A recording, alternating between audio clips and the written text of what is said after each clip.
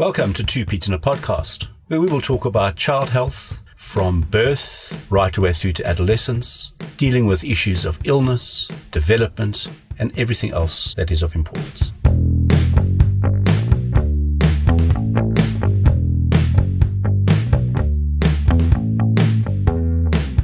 Hello, everybody. Welcome back to Two Pete's in a Podcast. This is Season 2, Episode 20. And as usual, it is me, Dr. Simon Strawn, and my friend and colleague, Dr. Michael Platten. Hello, everyone. Welcome back.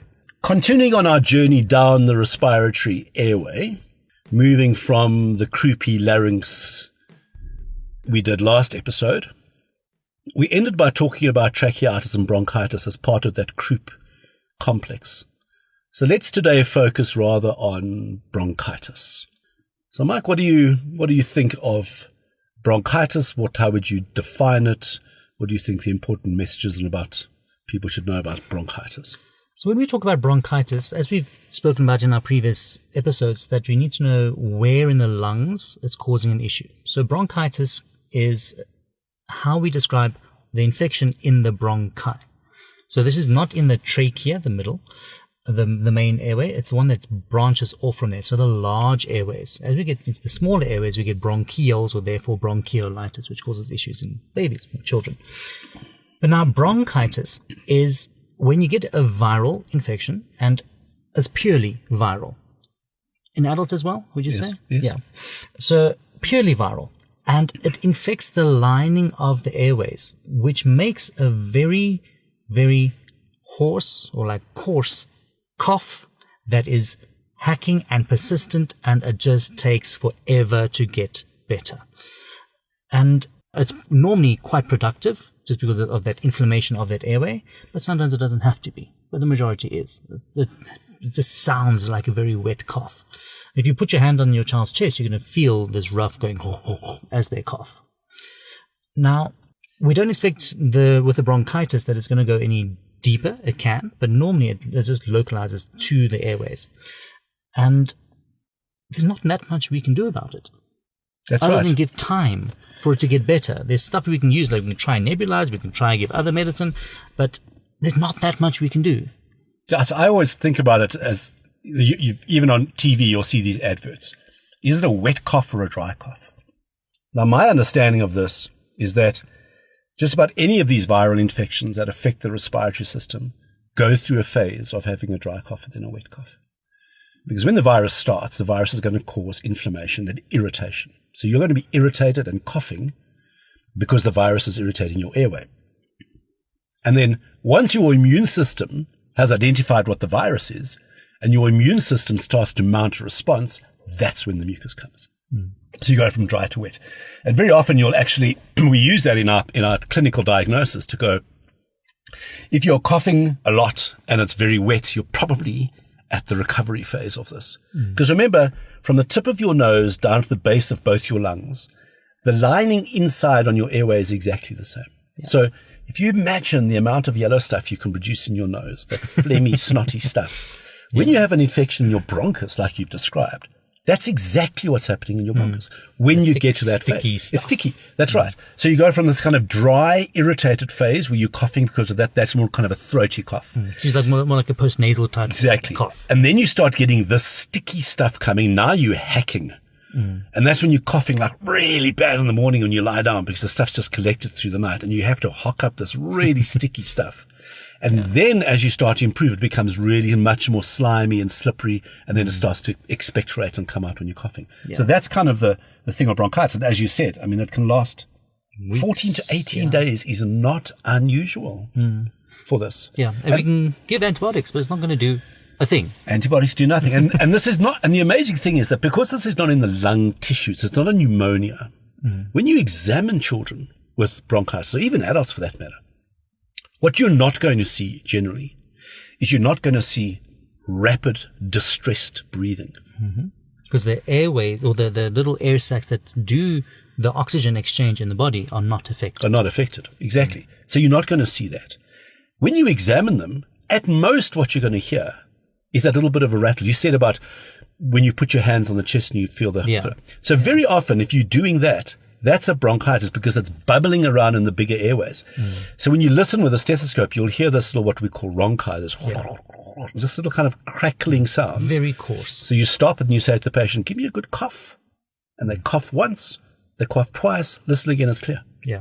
That's typically what a bronchitis does. Which is different to a pneumonia, because when we listen, it's almost like snap, crackle, pop in the airways. All the time. All the time. And it doesn't clear when you cough. And out, yeah. And in that situation, that patient is going to have fever and rapid breathing as well, and be coughing, quite yes. distressed. Yes. Yeah, so how can we assist when you have a bronchitis or when your child has a bronchitis? We need to target the different things that happen. So one is the mucus. We can use a mucolytic, something that breaks down the mucus, like acetylcysteine. You can use certain cough mixtures that are also shown to reduce the thickness and stickiness.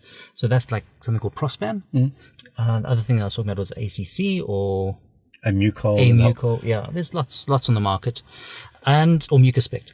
And then if you really have a nebulizer, you can try use some like what we call hypertonic saline. So that's 3% saline. And what that does is it just pulls all the gunk away from the airways because it's got lots of salt. And it makes all that stuff loose so that when you cough, it comes out, and it dries the airways as well. That's a fairly new thing, for me anyway. This has only been around for about 4 or 5 years that we're using 3% saline routinely. And we learned this from young children who get bronchiolitis, which is a slightly different thing, but it's all about the stickiness. Yeah. And it works quite, very nicely. But just remember, if you get a nebulizer at home, you have to put the mask on the face. And you have to have a good nebulizer. Otherwise, it's actually just not going to make any difference. Because we're looking at the size of the particles that are coming out. It needs to be very, very fine so they can actually get into the airways. I think another point about what can we do about it is, we always talk about the viruses start at the top and they go down the lung. And we'll often have mums and dads coming and saying, I just want to try and prevent this getting to the chest. And the sad answer is you can't. You can't. We've discussed this before. The virus is going to do its business, and the business is in the nose and in the chest. That's where it's going. So this is really about just making your child feel better. And remember, even if there's not a fever, you know this from your cells when you've been sick. When you cough, as much as you cough, your throat gets sore.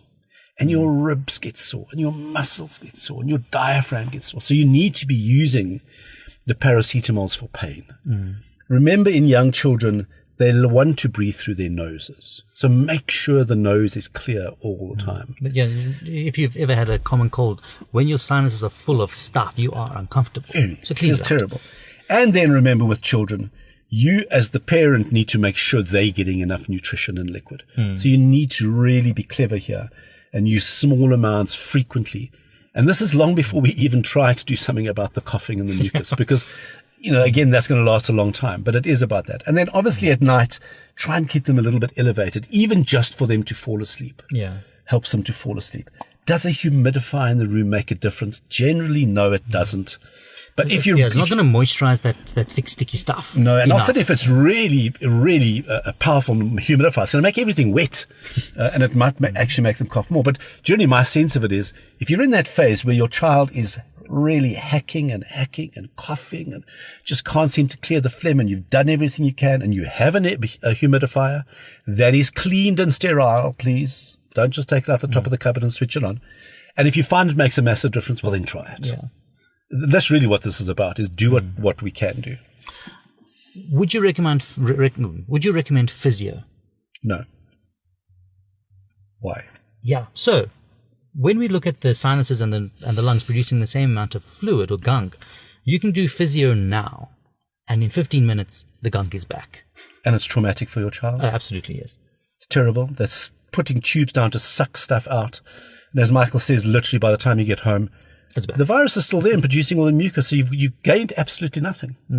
You gained an unhappy child that's not scared of physios. And there's very good evidence that doing physio in this kind of bronchitis environment makes no difference. It doesn't make you get better faster.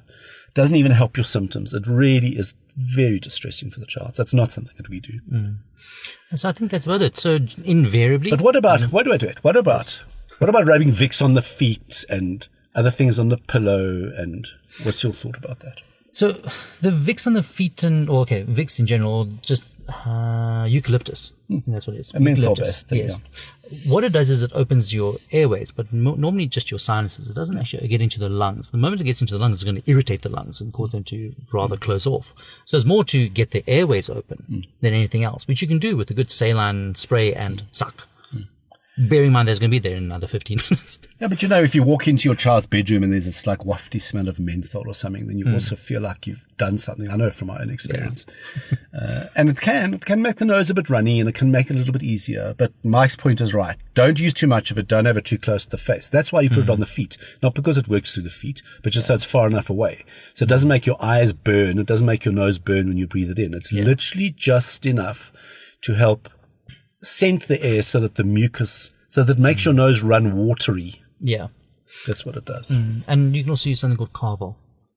Yeah, there are a number of steaming things, and it's just there are a number of those in the market that you drop on pillows. But it's not going to change the lungs. No, it's going to change everything else. But it is. I mean, it's all part of the symptomatic treatment. Like, what can you do to keep the airway clear? What can you do to help to relieve the cough? Remember, the other thing we haven't mentioned is suppressing the cough. There were medications on the market in South Africa that have just been taken off the market that contained a thing called Volcodeine. They have been removed from the market. They were cough suppressants. So we don't actually want to suppress this cough. You want to try and help the child to cough more effectively by loosening up the phlegm and to cough the phlegm out. Yeah. Otherwise, it just stays there. It needs to get out. I think that's a good place to end. So if your children have allowed you to, thanks for listening. Goodbye. Thanks for listening.